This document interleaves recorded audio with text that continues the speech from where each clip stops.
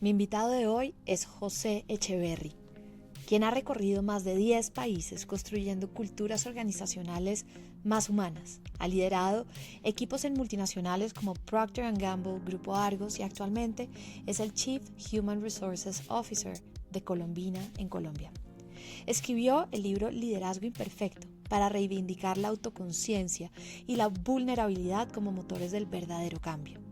Hoy tiene más de 160,000 seguidores en LinkedIn y es una de las voces más influyentes en materia de recursos humanos en América Latina. José, bienvenido a Tiempo para Dormir.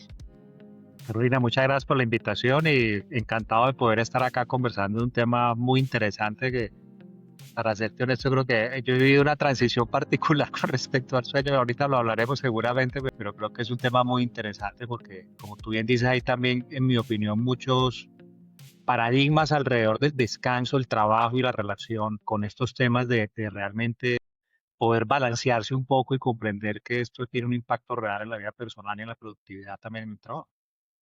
Genial, gracias José. Y quiero empezar con la pregunta que siempre le hago a mis invitados, la clave que también hago en mis talleres, y es, ¿qué tal dormiste anoche?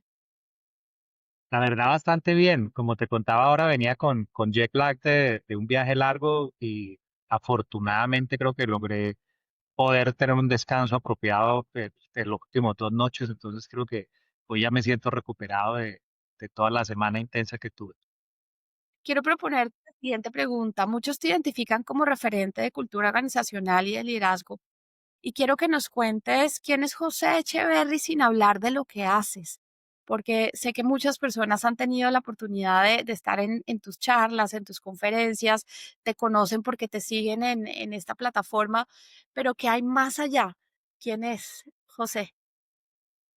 Yo soy una persona curiosa por naturaleza, diría yo, donde siempre me he preocupado por como aprender cosas nuevas, experimentar mucho. Entonces, de alguna manera también eso ha hecho que o sea, siempre me he dedicado como a cometer errores desde el punto de vista por este tema de experimentar constantemente. Y yo diría que con el paso del tiempo he podido como aceptar el tema del error, la vulnerabilidad y aceptarme a mí mismo y tratar como de encontrar como mi propio camino personal, en mi opinión, desde el punto de vista de ver cómo soy como mejor persona. Digamos que me inquieta eso y me inquieta también que mis hijos y sean buenas personas más que los más inteligentes en su lugar de trabajo, en su estudio, en donde fueran, sino que sean buenas personas. Entonces, ese soy yo, una persona que le encanta aprender constantemente, que le Mm. encanta conocer personas y lugares y cosas distintas o diferentes, así eso en algunos momentos me lleven a cometer errores importantes y de alguna manera a tener decepciones también en el camino, pero yo pienso que es parte de la vida.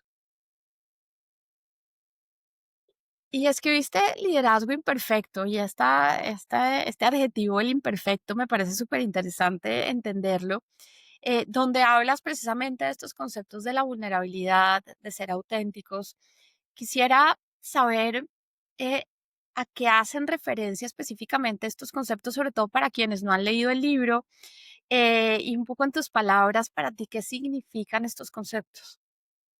Para mí significan de alguna manera desmitificar algo que se ha vuelto de alguna manera o se ha magnificado de alguna manera con este tema de las redes sociales y todo lo que está pasando. Al final del día lo que termina sucediendo es que queremos que o buscamos que todo el mundo encaje y luzca perfecto. Las redes sociales es un gran ejemplo al respecto. Todo el mundo publica en sus redes sociales lo maravillosa que es su vida, sus viajes, sus placeres, todo ese tipo de cosas. Y pienso que lo que quiero transmitir con el tema de la imperfección o el concepto que quiero transmitir allí es que eso no existe. Realmente la Mm. perfección es una utopía y la realidad es que la vida tiene muchos matices, momentos felices, momentos muy tristes, momentos de frustración, porque somos seres humanos que tenemos miles de talentos, miles de virtudes, pero también una tonelada de imperfecciones, que es lo que nos hace maravillosos. Entonces, ¿cómo realmente dejar de poner en un pedestal la perfección y aceptar nuestra imperfección y aceptar que eso trae su belleza, su encanto y es parte de lo que nos conecta con la realidad, con vida personal, vida profesional y con el entorno? Entonces, lo que busca el libro de alguna manera es poner la imperfección una base realista de lo que ocurre en la vida cotidiana de cada uno de nosotros como líderes, como personas, como seres humanos, como miembros de una comunidad o de una sociedad y de una compañía. Y me encanta esta aproximación que haces a este concepto, porque de alguna manera en las redes no nos mostramos cansados. Solemos tapar el cansancio, solemos tapar, lo que llamamos aquí en Colombia el guayabo o la resaca más en España. Y esto me trae y me conecta con el tema central de esta conversación, que es el sueño. Yo debo confesarte que hoy me siento cansada. Yo creo que tuve un sueño no demasiado profundo, de baja calidad. Y por supuesto, antes de entrar a esta conversación, yo decía, ¿qué más hago para verme más descansada? Pero no puedo hacer nada al respecto porque mi cuerpo al final no miente. Y esto es una de las cosas que me llama mucho la atención, y es que en ciertas redes, particularmente cuando queremos vernos profesionales o cuando queremos tener una imagen específica, por supuesto, utilizamos el maquillaje, utilizamos ciertos mecanismos para vernos bien, pero el descanso no miente. Entonces, quisiera conectar este concepto y preguntarte, ¿qué papel sientes tú que juega el descanso reparador y cuál es la importancia que le debemos dar a ese descanso reparador a la hora de mostrarnos al mundo?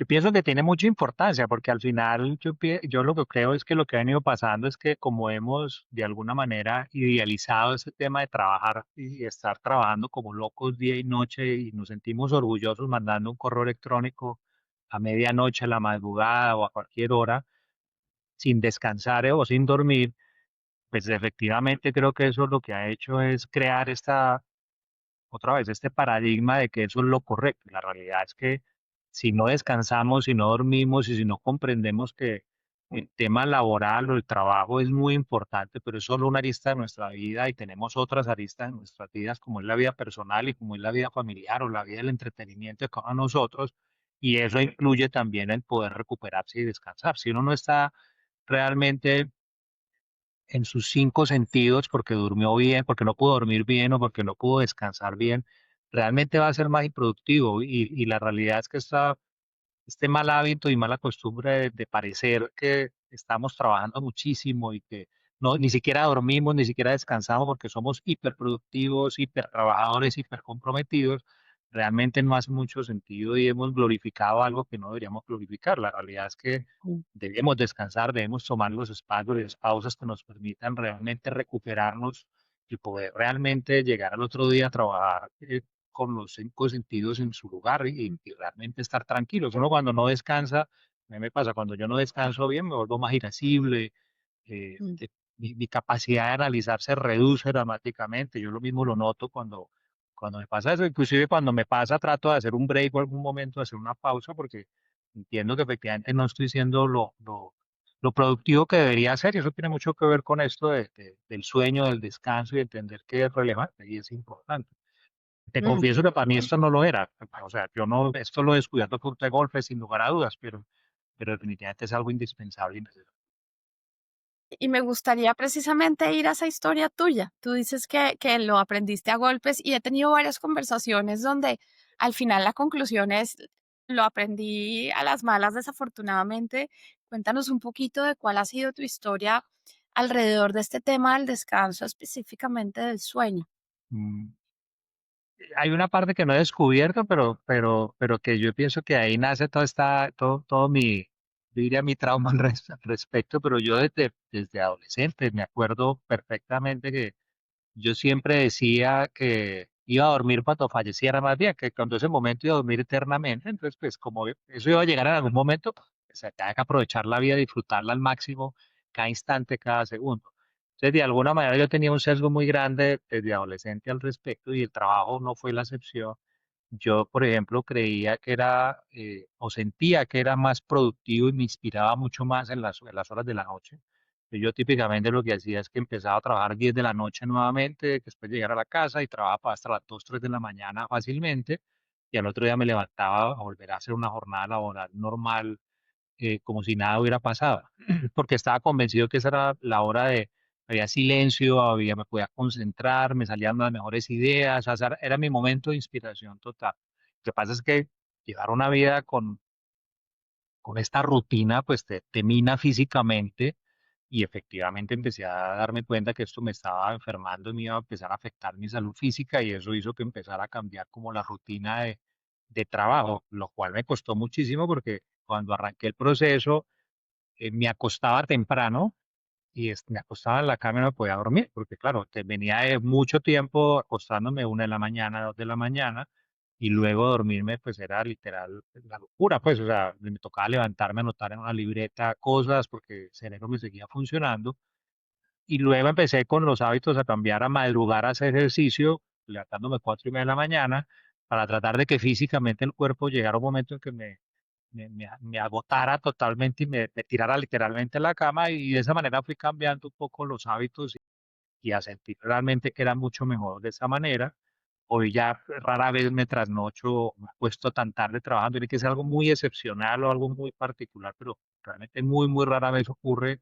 Si ocurrirá una vez al año es mucho, para serte honesto, pero sí fue un cambio de rutina para poder tratar o buscar la forma de acostarme a una hora normal, 9 de la tarde o 10 de la noche por tarde, para tratar de dormir en la hora que corresponde y que el cuerpo lo necesita como debe ser, pero me costó mucho trabajo y lo que te digo, yo creo que también era un paradigma que tenía, que todo lo que decía al inicio, no sé el por qué, pero por las razones que fuera, más este tema de que uno glorifica el trabajar mucho, pues las mismas compañías lo glorifican y uno es muy orgulloso de mandar estos correos o trabajar hasta tarde y sentir que hasta en vacaciones trabaja porque uno está muy comprometido. Pienso que ese tipo de cosas seguramente ayudaron o reforzaron mi comportamiento al respecto. Efectivamente, mira que veo muchas transformaciones en esa línea. Yo creo que la conciencia del descanso se logra cuando nos sentimos realmente cansados, ¿no? Cuando estamos empezando a ver ese impacto en nuestro cuerpo. Y una de las cosas que me llama la atención ahora que hablas de que eres deportista y que sueles hacer ejercicio este compromiso que tienen los deportistas de alto rendimiento con el descanso para poder ser muy eficientes a la hora de hacer sus deportes y poder mejorar el descanso. Entiendo que propulsa las capacidades humanas de la manera adecuada para poder ganar, en este caso, competencias. Y mira que los líderes de hoy, yo siento que permanentemente están en una competencia, ¿no? Es la competencia que está relacionada a la complejidad, a los cambios constantes, a poder sobresalir en un mundo que es realmente competitivo. Y en este contexto, tú que permanentemente estás hablando con líderes de diferentes sectores, permanentemente estás investigando, leyendo, ¿cómo ves a los líderes de hoy? ¿Son líderes que están descansados? ¿Son líderes que como tú están como tú lo viviste en el pasado, están viviendo ese paradigma del trabajo sin pausa? ¿Tú qué ves hoy? Yo veo infortunadamente que digamos que la mayoría sigue en este tema en esta glorificación del trabajo a tope y en exceso, sí, infortunadamente. Son pocos los que realmente yo veo que pueden o que son conscientes de la pausa personal y de la pausa de sus equipos, para poder realmente marcar un ritmo que sea el apropiado y el más productivo y el más eficiente. Eh, Pienso que infortunadamente hay una oportunidad todavía muy grande allí porque pareciera que, como te decía, lo que seguramente soy repetitivo, pero me parece que eso es algo muy marcado, pareciera que el estar disponible 24/7 es parte de la demostración de qué tan comprometido eres como ejecutivo, como líder, y la realidad es que, exceptuando ciertas situaciones donde efectivamente pueden ocurrir cosas en las 24 horas del día, la mayoría son completamente excepcionales que cuando ocurren. Lo que pasa es que nos parece fantástico estar, o que la gente o los equipos nuestros estén disponibles 24/7. Entonces yo pienso que todavía no hay una conciencia clara al respecto, es mal visto descansar, en mi opinión, en el mundo corporativo. Es mal visto estar desconectado, por lo menos tomar un break o poder dormir o descansar apropiadamente sin interrupciones, porque tienes que estar con un celular al lado de la cama contestando online cualquier chat o cualquier correo que te llegue automáticamente.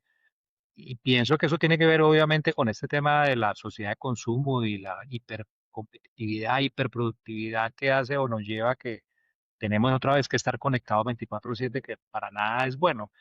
Entonces pienso que hay mucho camino por recorrer a nivel corporativo, por lo menos en multinacionales. Pienso que esto es un tema que todavía tiene mucha brecha y que se trata de solucionar con cosas que mitigan que no son las adecuadas, porque al final el poner un buen menú de comida o de break o algunas clases de yoga o de oportunidad para la gente, tal vez la solución. Y pienso que el tema es un poco más profundo y tiene que ver con qué tanto aprendo a priorizar, qué tanto aprendo a tener claro cuál es el foco, qué tanto entiendo que hacer más con menos tiene un límite también. O sea, llega un punto donde efectivamente, por más que trates de ser eficiente, de generar márgenes, de tener el menor costo posible o por lo menos la mayor rentabilidad, también tiene su límite. Porque si al final otra vez estábamos con seres humanos y los seres humanos necesitan descansar y necesitan tomarse una pausa y no estamos con máquinas. Entonces, ahí yo pienso que todavía hay una gran brecha al respecto, porque no se trata de irse al otro extremo, entonces que la gente trabaje 3 horas al día o 4 horas al día. Pero hay una mala interpretación de este tema del descanso. Se trata de llevarte a una vida normal como un ser humano normal debería llevar. Y eso es lo que se ha distorsionado. Y ahora que hablas de las máquinas y estos desafíos que llegan con este gran tema de la inteligencia artificial y las personas que están entrando al mercado laboral, que también vienen con unos paradigmas diferentes, yo tengo curiosidad de saber cuál es tu visión alrededor de este tema, porque en efecto la inteligencia artificial puede ser un gran habilitador de las capacidades humanas, pero también puede poner en riesgo otras cosas porque no duerme, ¿no? La inteligencia artificial no necesita descanso, no necesita pausa, lo que necesita es energía constante. Y por el otro lado, uno lo que comienza a ver en las personas que entran a trabajar es que pueden irse como también a esos extremos, ¿no? Que son bastante rígidas en cuidar de ciertos espacios personales, les cuesta mucho la flexibilidad en ciertos momentos, pero no sé si eso es algo que tú también estés viendo de estas personas que están entrando ahora al mercado laboral. Yo pienso que definitivamente es un habilitador. Yo estoy convencido que es un habilitador. Lo que pasa es que pienso que todavía hay una brecha muy grande de cómo usarla y cómo realmente que se vuelva un aliado para que tener capacidades adicionales, para que te libere tiempo para pensar y para también para descansar, por supuesto. Entonces pienso que le damos mal uso a este tipo de herramientas. Justamente, nuevamente el ejemplo de las redes sociales es perfecto para esto, porque creemos que eso es el buen uso de la inteligencia artificial o de todo este tipo de tecnologías. Y al final de lo que se trata es cómo yo tengo unas habilidades y comprendo que efectivamente con esas habilidades, si la complemento con la inteligencia artificial, puedo automatizar procesos que tengo todavía muy manuales o ser mucho más eficiente en mi vida cotidiana, delegando ese tipo de tareas o actividades a la inteligencia artificial para poder realmente tomar el tiempo que corresponde y descansar mucho más. Lo que pasa es que el problema no es de tecnología, el problema es que tenemos esa brecha, en mi opinión, técnica, porque al final a la inteligencia artificial para poder que te ayude a automatizar o que te ayude a hacer como tu gemelo digital, por decirlo de alguna manera, que esto ya existe y funciona muy bien para algunas actividades o tareas repetitivas que generan poco valor y que te consumen mucho tiempo, implica que efectivamente tú puedas estructurar tu proceso, estructurar tus tareas, comprender realmente cuáles son tus prioridades y eso sí lo puedes entregar a la inteligencia artificial o tienes que estructurarlo. Pero si tú no tienes capacidad de hacer eso, ninguna tecnología te va a servir. Entonces la empiezas a usar mal. Entonces pienso que hay una brecha técnica, en mi opinión, que no permite que aprovechemos esa inteligencia artificial y que nos rezaguemos cada vez más con el tema de la inteligencia artificial. Inclusive los que son nativos digitales, una cosa yo creo que llamamos equivocadamente nativos digitales las personas que saben usar las redes sociales. Eso no es ser nativo digital. Nativo digital es realmente poder usar estas tecnologías en pro de tu mejor calidad de vida, de tu productividad y de poder hacer cosas todavía mucho más potentes. Y mi lectura de lo que te escucho decir tiene que ver con conciencia, ¿no? Cómo podemos desarrollar una conciencia de nosotros mismos, uno para hacer el mejor uso de la tecnología, eh, y ponerla a funcionar a nuestro favor y no en contra, porque a veces lo que termina sucediendo, particularmente con las redes sociales e incluso con algunas plataformas de inteligencia artificial, es que nos consumen, ¿no? Los seres humanos tenemos 24 horas disponibles al día, eso es lo que hay. Y cada vez nuestra capacidad de estar atentos decrece por la inmediatez de los contenidos, pero al mismo tiempo pasamos mucho más horas estando conectados de forma improductiva y al final lo que termina siendo impactado de forma importante es el descanso. Es interesante una cosa que cada vez es más relevante y es que las personas estamos procrastinando el descanso a favor de estar conectados, no necesariamente trabajando, pero sí en redes sociales, porque resulta que sentimos que hemos trabajado todo el día. Llegamos a casa, tenemos los quehaceres del hogar y finalmente vamos a la cama y decimos, este es mi ratito para entrar a redes sociales y de repente entramos en el hoyo negro de una u otra red social y han pasado, no sé, 1 hora, 40 minutos, no sé cuánto tiempo, 20, para algunas personas podrá ser mucho, pero estamos compitiendo, ponemos a competir en nuestro descanso, particularmente el sueño, con esa posibilidad de darnos ese ratito de saber qué es lo que está pasando en las noticias, qué es lo que dijo la amiga, el amigo, etcétera. Y eso pues nos pone en un lugar difícil porque al final al otro día vuelve y se repite el ciclo y poco a poco pues eso va minando nuestra capacidad de estar enfocados, de ser productivos, de sentirnos satisfechos, etcétera. Así que esto es una conversación fascinante y esto que tú propones de cómo podemos hacernos responsables de la administración de nuestro tiempo con un apoyo tecnológico, yo creo que ese es el futuro. El futuro es cómo podemos hacer que la tecnología nos sirva a nosotros para poder cuidar de nuestra vitalidad, de nuestra energía y sobre todo de esta capacidad creativa que no la tiene esta inteligencia, la tenemos nosotros. Perdón que me interrumpa con lo que tú dices, justamente, yo creo que ese es un gran tema, porque un mal uso de la tecnología y la inteligencia artificial es llegar a la cama o llegar a la casa, aprovechar ese ratico para conectarme y terminar ahí atascado un periodo de tiempo X que es totalmente inútil e improductivo en vez de aprovecharlo para sentarte a leer o acostarte a leer y realmente, o a conversar inclusive, que es un tema del pensamiento, del criterio, de poder realmente continuar desarrollando tus habilidades cognitivas y de otro tipo, pero no estar atascado allí que no te permite descansar. Entonces pienso que ese es un gran ejemplo, lo que tocabas es un gran ejemplo de cómo le damos mal uso a la tecnología. Para eso no es la tecnología y ahí y nos ponemos al servicio de la tecnología nosotros de alguna manera en vez de que sea al revés.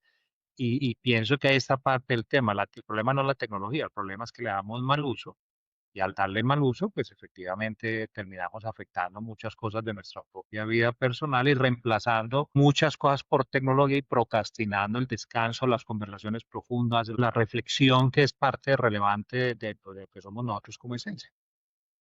Y fíjate que mi siguiente pregunta está asociada con esas prioridades. Desde tu punto de vista, ¿cuáles deberían ser quizás las prioridades o los KPIs personales que debería tener un líder o una persona de cara a proteger su descanso y sobre todo de cara a poder ser su mejor versión? ¿Cuáles serían esos puntos de referencia o esas prioridades, o poniéndolo en términos corporativos, esos KPIs personales que siempre deberíamos resguardar? Yo pienso que un punto importante arranca alrededor de qué quieres en la vida, llámese propósito, visión o como tú lo quieras llamar, pero yo pienso que hay que tener muy claro qué quiere uno. Y si uno tiene muy claro qué quiere, uno tiene que estar dispuesto a pagar el precio por lo que quiere. Porque para mí, yo veo la vida más desde esa forma. Yo soy muy pragmático, pero para mí sí, el primer paso es tener que saber qué querés. Y si tú tienes muy claro ese propósito, ese sueño que te estás imaginando, que se vale que lo vayas ajustando en el camino porque pasamos por diferentes etapas, entonces ya sabes qué precio tienes que pagar. Y el precio que tienes que pagar es, por ejemplo, cosas tan simples, pero hay veces difíciles como lo contábamos ahora. Ok, voy a tener una dieta intelectual importante para nutrirme de aprendizajes, de conocimientos, de nuevas miradas, para viajar por el mundo por intermedio de los libros. Pero para poder hacer eso, tienes que renunciar a pegarte a una red social en la noche y más bien aprovechar los tiempos para leer. si tú no, si, o si le preguntamos a cualquier persona cuánto tiempo invierte en redes sociales y si el 50% de ese tiempo lo invertía en otras actividades, segurísimo le alcanza el tiempo, porque la excusa siempre termina siendo el tiempo, pero otra vez se trata de qué precio quieres pagar por lo que quieres. Entonces, pienso que bien de concreto a tu pregunta, yo pienso que un buen líder tiene que tener una muy buena dieta intelectual que Mm. complemente o que le ayude a realmente a lograr lo que quiere desde el punto de vista de mirar diferentes puntos de vista.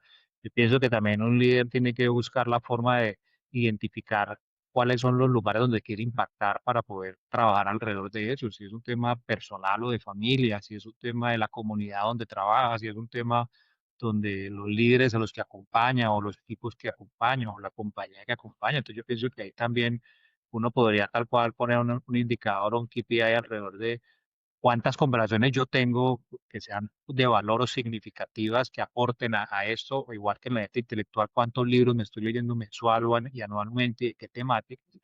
Y pienso que otra tiene que ir alrededor de qué cosas nuevas tengo que estar aprendiendo, qué cosas, qué comportamientos nuevos voy a aprender o qué creencias voy a dejar, voy a desafiar y debería ponérmelo de meta al año para poder estar entendiendo qué tanto estoy progresando, porque al final el que piense que esto es un rol en el cual, como líderes, en el cual es simplemente llegar al cargo y ahí ya está el destino final, está equivocado. Es cómo hago yo cada año para ser mejor líder y para poder, como tú bien decías, ser mi mejor versión. Y eso implica aprender capacidades nuevas, desafiar creencias y realmente entender cómo me desarrollo mucho más, porque además el mundo va a una velocidad enorme y todo va cambiando y aparecen nuevos conocimientos. Yo lo acotaría como a esos puntos en particular. Nos llevamos unos puntos valiosísimos y los vamos a anotar como estos takeaways importantes de nuestra conversación definitivamente. Y ya para comenzar a cerrar nuestra conversación, hay un tema que a mí me parece absolutamente fascinante y es lo mismo pero visto desde otra luz y es cómo podemos optimizar nuestra energía y vitalidad. Y una de las cosas que yo veo es que, así como tú lo mencionas, el propósito nos da energía, o sea, tener un propósito claro es una fuente de energía que es interminable, o sea, es como, que sí, como una planta nuclear, el tener un propósito claro. Pero yo me encuentro con muchas personas que les cuesta trabajo tener esa claridad. Y una de mis conclusiones, y por eso a mí me gusta trabajar mucho estos temas, es que cuando estamos descansados, nuestras capacidades cognitivas, emocionales, incluso, pues por supuesto, físicas, están balanceadas. Y eso nos permite pensar con mayor claridad. Y yo veo personas que incluso desde pequeñas están cansadas. Se les dificulta tener esa claridad necesaria para poderse poner un propósito. Entonces, tu experiencia, ¿qué es lo más peligroso ahora en las organizaciones? El agotamiento mental, el agotamiento emocional, el agotamiento físico, una combinación de las tres. ¿Y qué le dirías tú quizás a las personas que en este momento se sienten cansadas y no tienen esa claridad tan fundamental para sentirse con energía y vitalidad? La pregunta está muy profunda.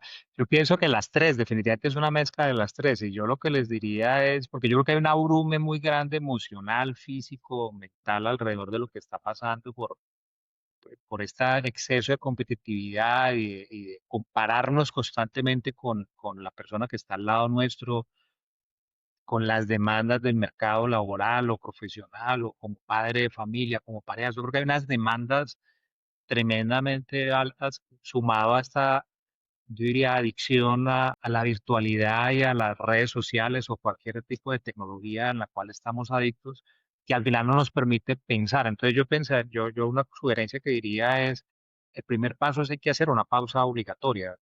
Definitivamente, si uno no hace pausas para pensar, difícilmente va a encontrar su propósito y va a tratar de ordenar o va a poder ordenar un poco sus emociones, sus pensamientos. Y ahí yo pensaría que, en mi opinión, hay dos elementos relevantes. Uno es, hay que aburrirse, o sea, hay que sacar tiempo para aburrirse, para estar quieto mentalmente, físicamente y emocionalmente quieto, pensando en nada. Aburrirse, en mi opinión, o por lo menos a mí me funciona, aburrirse en ciertos momentos ayuda a poder decantar ideas, a decantar pensamientos, a decantar emociones y puede ayudar realmente a que empiece uno a escribir un poco realmente qué es lo que uno quiere y qué es lo que le incomoda, qué es lo que le molesta, qué le drena la energía pero hay que aburrirse, hay que sacar esos espacios para poder aburrirse y poder poner el cuerpo, la mente y el espíritu como en paso en algún momento y ahí va a llegar un poco, en mi opinión, ahí va a llegar como las ideas que te ayudan a decantar y tratar de encontrar ese propósito, encontrar esa pausa. Entonces yo pienso que una es aburrirse, para que es relevante, yo lo veo de esa manera y así lo trato de hacer.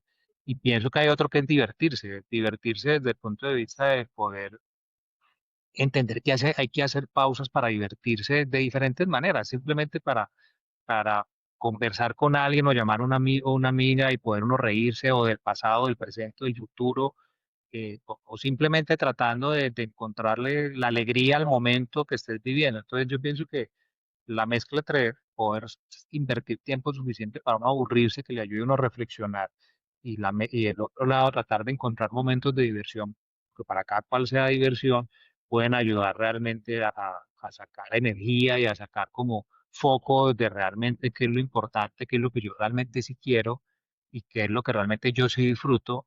Y nuevamente, qué precio estoy dispuesto a pagar para poder lograr esa felicidad que estoy buscando, o esa paz que estoy buscando, o ese propósito que estoy buscando.